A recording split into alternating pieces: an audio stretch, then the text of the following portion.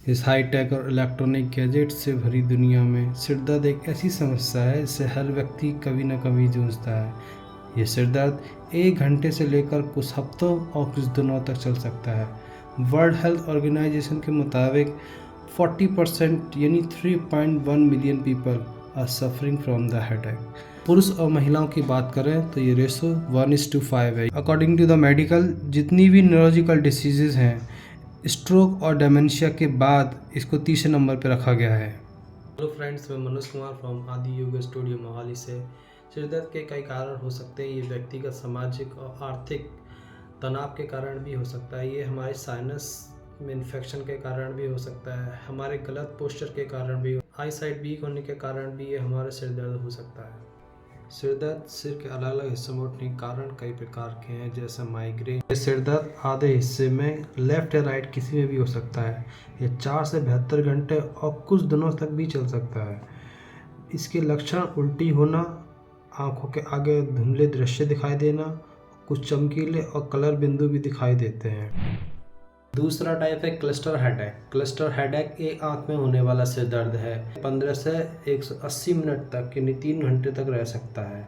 इसके सिम्टम्स आंखों में पानी आना, रनिंग नोज, नाक का बहना और आंखों में लालीपन हो। अगला है साइनस हेडेक।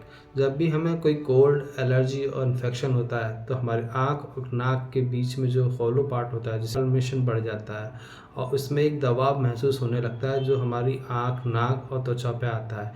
इसी वजह से हमें ये दर्द महसूस होता है। इसके लक्षण कभी नाक का बहना है तो कभी नाक बंद हो जाती है, जिसकी वजह से हमें सांस लेने में दिक्कत होती है और हमें सूंघने की शक्ति भी कम हो जाती है। हमारे चेहरे पे तनाव रहता है और इससे हमें थकावट महसूस होती है। अगला है tension type headache. Tension type headache हमारे सिर के अगले हिस्से में होता है और कभी कभी ऐसा लगता है कि हमारे सिर को किसी ने टाइटली बांध दिया हो। इस सिर दर्द का कारण हमारा स्ट्रेस होता है। कभी कभी हमारे गलत पोस्चर के कारण भी ये सिर दर्द होता है।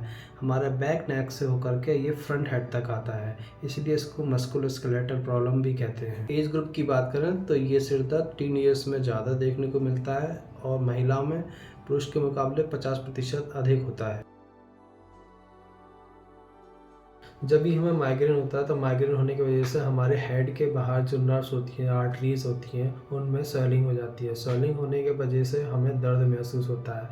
तो इसके लिए सबसे पहले हमें ठंडे या गर्म का सेक देना चाहिए। ठंडे सेक से हमारी जो स्वेलिंग होती है वो कम हो जाती है। गर्म सेक देने से हमारी जो टाइट नर्व्स होती हैं वो उसमें ब्लड फ्लो प्रॉपर होने लगता है। सिर दर्द दूर करने के लिए हम हेड मसाज भी ले सकते हैं। हेड मसाज से भी हमारे जो टाइट मसल्स और नर्व्स होती हैं उसमें जो ब्लड होता है वो सर्कुलेशन प्रॉपर होने लगता है। साथ ही साथ हमें एक्यूप्रेशर का भी सहारा लेना चाहिए। इसमें बहुत महत्वपूर्ण पॉइंट है LI4, जो कि हमें 18 टाइम्स प्रेस करना चाहिए। 3 बार हम प्रेस कर सकते हैं।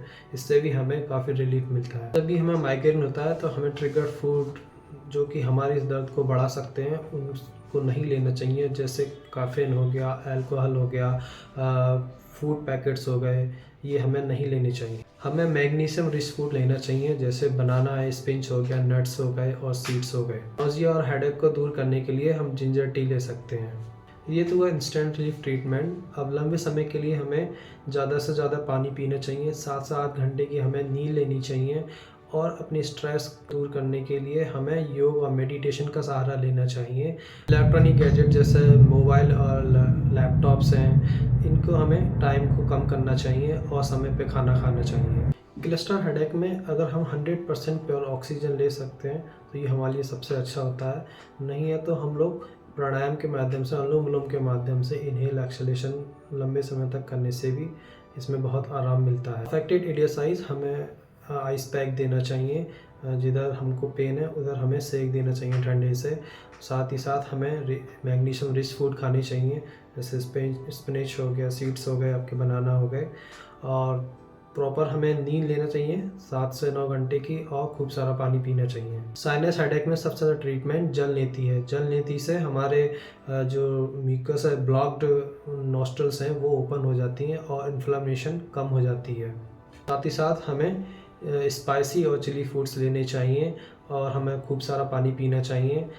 हमें अपने एनवायरनमेंट को भी क्लीन रखना चाहिए, क्योंकि जो एलर्जी होती है, एलर्जी हमारे डस्ट और पोलन से होती है। तो डस्ट और पोलन हो गया, स्मोक हो गया, इन सब चीज़ों से हमें अपने एटमॉस्फेयर को क्लीन रखना चाहिए। अफेक्टेड एरियाज़ पे जेंटल मसाज करनी चाहिए, जिससे स्वेलिंग दूर हो जाती है।